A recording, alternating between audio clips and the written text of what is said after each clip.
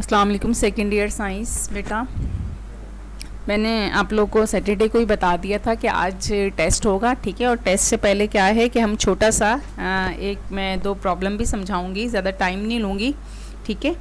और दो प्रॉब्लम्स हैं जो कि कूलम्स लॉ और इलेक्ट्रिक फील्ड इंटेंसिटी ही से रिलेटेड हैं। इससे पहले जो हमने टॉपिक कवर किए थे वो कौन कौन से थे? कूलम्स लॉ था, इलेक्ट्रिक फील्ड इंटेंसिटी था, ठीक है। और छोटी छोटी डेफिनेशंस जो हमने देखी थी। आज मुझे सिर्फ दो प्रॉब्लम समझाने, एग्जाम्पल्स हैं ये, एक्चुअली दो मुझे न्यूमेरिकल समझाने हैं। ये है एग्जाम्पल है 12.3, ठीक है। अब क्वेश्चन पहले देख लेते हैं। इसमें डेटा नहीं बना हुआ, ये बुक की एग्जाम्पल्स हैं, डेटा नहीं बना हुआ। लेकिन जब तुम ये जितने भी मेरे नोट्स मैं देती हूँ ना, इसको रजिस्टर में फेयर किया करो। जब रजिस्टर में फेयर करने लगो तो इसको डेटा खुद से बनाना, ठीक है। डेटा बनाना खुद से।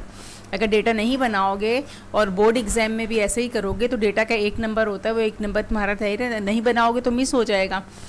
ओके, एग्जाम्पल है 12.3। इसमें कहते हैं the distance between the electron and the proton of hydrogen atom is about 5.3 exponent -11 metre. Compare the electric and the gravitational forces between these two particles. अच्छा, डेटा की हेडिंग लगा के क्या लिखोगे? पहली चीज़ तो क्या गिवन है? डिस्टेंस गिवन है। डिस्टेंस को किससे शो करेंगे? आर से। आर है यहाँ पे 5.3 एक्सपोनेंट -11 मीटर। फिर कहते हैं कंपेयर, जहाँ वर्ड हो ना कंपेयर, तो इसका मतलब क्या है कि कंपेयर है तो दो या दो से ज़्यादा चीज़ें होंगी, ठीक है। उन्हें डिवाइड करेंगे। जब भी कंपेयर करें तो क्या करते हैं? कंपेयर में हम डिवाइड करते हैं। कहते हैं compare the electric and the gravitational field, ठीक है। अब इसमें कंपेयर का मतलब क्या है? डिवाइड करेंगे और जो चीज़ पहले होती है उसको ऊपर रखेंगे। कहते हैं कंपेयर द इलेक्ट्रिक, तो इलेक्ट्रिक फील्ड ऊपर आ जाएगी, एंड द ग्रेविटेशनल फील्ड, तो ग्रेविटेशनल फील्ड कहाँ होगी? उससे डिवाइड हो रही होगी, ठीक है। इलेक्ट्रिक फील्ड को हम शो करेंगे कंपेयर, लेकिन फोर्सेस हैं, electric force and gravitational force, तो क्या हो जाएगा? FE और FG, ठीक है। अच्छा, इसके लिए क्या है कि इलेक्ट्रोस्टैटिक फोर्स जो होगी या इलेक्ट्रिक फोर्स जो है उसके लिए हम अप्लाई करेंगे कूलम्स लॉ। यहाँ पे डायरेक्ट किया हुआ है, ठीक है। क्या अप्लाई करेंगे? Coulomb's law. और कूलम्स लॉ हमारे पास क्या होता है? 1/4 pi epsilon not Q1 Q2 divided by R square.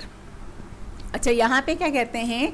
The distance between electron and proton, दो चार्जेस गिवन हैं। तो यहाँ बुक में क्या कर रहे हैं कि दोनों चार्जेस को किससे शो कर रहे हैं? E से। तो फॉर्मूला हो जाएगा 1/4 पाई एप्सिलॉन नॉट, ठीक है। इलेक्ट्रॉन के लिए भी E रखा है इन्होंने, प्रोटॉन के लिए भी E रखा है, E.E divided by R square. E.E क्या हो जाएगा? E square. तो ये हो जाएगा 1/4 pi epsilon not E square divided by R square. ये E स्क्वायर क्या शो कर रहा है? इलेक्ट्रॉन और प्रोटॉन के पेयर को। E.E होगा ये, ठीक है। E.E जब होगा तो वो क्या हो जाएगा? E स्क्वायर हो जाएगा। इसी तरह से जो ग्रेविटेशनल फील्ड है, ग्रेविटेशनल फील्ड को किससे शो करेंगे? FG से। या पूरा लिखा हुआ यहाँ पे F ग्रेविटेशनल। तो इसके लिए अप्लाई करेंगे Newton's gravitational law. Newton's gravitational law क्या था? F = G m1 m2 divided by R square. और यहाँ पे देखो m1 m2 क्या होते हैं? मासीस होते हैं। क्वेश्चन में देखो क्या गिवन है? दो पार्टिकल्स गिवन है, इलेक्ट्रॉन और प्रोटॉन, ठीक है। तो जो इलेक्ट्रॉन है उसके मास को शो करेंगे me से, जो प्रोटॉन है उसके मास को शो करेंगे mp से, ठीक है। me क्या है? Mass of electron. mp क्या है? Mass of proton. R square क्या है? डिस्टेंस, ठीक है। और दोनों को हम क्या करेंगे? डिवाइड करेंगे। अच्छा देखो, डेटा में तुम्हें क्या क्या लिखना होगा? डेटा में लिखोगे R = 5.3 एक्सपोनेंट -11 मीटर। फिर लिखोगे स्मॉल e, ठीक है। स्मॉल e कांस्टेंट होता है, लिखोगे स्मॉल e, फिर इक्वल्स टू का साइन, फिर लिखना है small q, small e = small q, फिर इक्वल्स टू का साइन, और फिर लिखना 1.6 एक्सपोनेंट -19 कूलम। फिर लिखोगे me क्या है? मास ऑफ इलेक्ट्रॉन, ये भी कांस्टेंट होता है, ये होता है 9.11 एक्सपोनेंट -31 kg। फिर लिखोगे नेक्स्ट लाइन में mp क्या है? मास ऑफ प्रोटॉन, ये भी कांस्टेंट होता है 1.67 एक्सपोनेंट -27 kg, ठीक है। फिर क्या लिखोगे? 1/4 पाई एप्सिलॉन नॉट, फिर इक्वल्स टू का sign, 1 divided by epsilon naught 1 divided by 4 pi epsilon naught की वैल्यू कांस्टेंट होती है जो के ही के इक्वल होती है, ये होती है 9 exponent plus 9 newton metre square पर कूलम स्क्वायर। फिर वैल्यू लिखोगे जी की वैल्यू होती है 6.7 exponent minus 11, 6.7 exponent minus 11 newton metre square पर केजी स्क्वायर। ठीक है, ये तो सारी कांस्टेंट वैल्यूज जो मैंने बताई हैं सारी डेटा में लिखनी है तुम्हें। ठीक है, फिर क्या करेंगे, जब इसको सॉल्व करोगे तो इन सब की वैल्यूज़ रख देना। 1/4 पाई की जो वैल्यू है वो रखना, ई की जगह ई की रखना, आर की जगह आर की, फिर capital G, M E, M P और आर स्क्वायर। ठीक है, आर क्या है यहाँ पे 5.3 एक्सपोनेंट माइनस 11। इसको सॉल्व करोगे, इन्होंने तो डायरेक्ट किया हुआ है, तुम लोग स्टेप बाय स्टेप करोगे। ठीक है, तो आंसर आ जाएगा। इसके बाद एक और प्रॉब्लम मुझे समझानी है।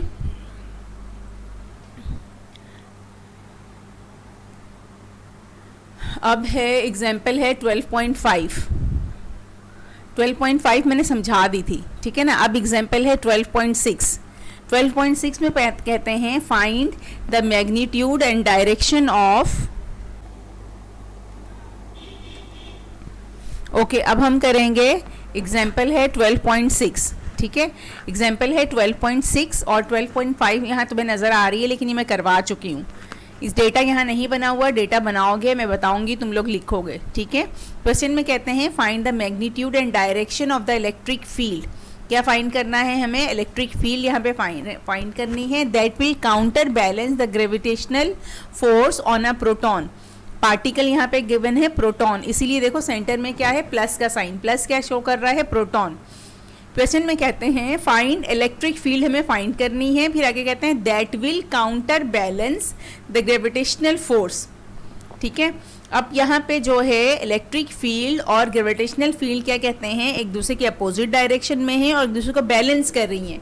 ये जो दो एरो बने ना, जो अपवर्ड एरो है वो इलेक्ट्रिक फील्ड का है, और जो डाउनवर्ड एरो है जहाँ mg लिखा है वो ग्रेविटेशनल फील्ड को शो कर रही है। ठीक है, ग्रेविटेशनल फोर्स को। एक अगर पार्टिकल होता है तो ग्रेविटेशनल फोर्स के लिए हम क्या करते हैं, ग्रेविटेशनल फोर्स के लिए हम रखते हैं F इक्वल्स टू mg, अगर एक पार्टिकल होगा। ठीक है, इसी तरह से सिंगल पार्टिकल के लिए इलेक्ट्रिक फील्ड का, इलेक्ट्रिक फोर्स का फॉर्मूला होता है F equals to capital E small e।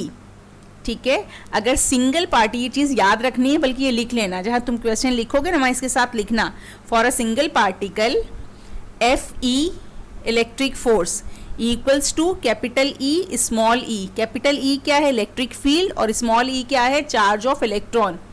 इसी तरह से for a single particle FG gravitational force equals to mg। अगर पार्टिकल एक पार्टिकल है तो ग्रेविटेशनल फोर्स इक्वल होती है mg के।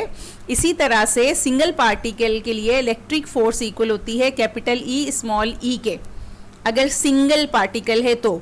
इससे पहले जो मैंने क्वेश्चन करवाया था उसमें देखो दो पार्टिकल थे, इलेक्ट्रॉन और प्रोटॉन, वहाँ पे फॉर्मूला अलग था। वो उस वक्त होता है जब हमारे पास दो पार्टिकल हो। अगर सिंगल पार्टिकल हैं तो Fg यानी कि ग्रेविटेशनल फोर्स इक्वल होती है mg के। m क्या है? मास। g क्या है? 9.8। इसी तरह से सिंगल पार्टिकल के लिए, एक पार्टिकल के लिए इलेक्ट्रिक फोर्स Fe की वैल्यू होती है capital E small e। Capital E क्या है? इलेक्ट्रिक फील्ड, स्मॉल e क्या है? Charge of electron.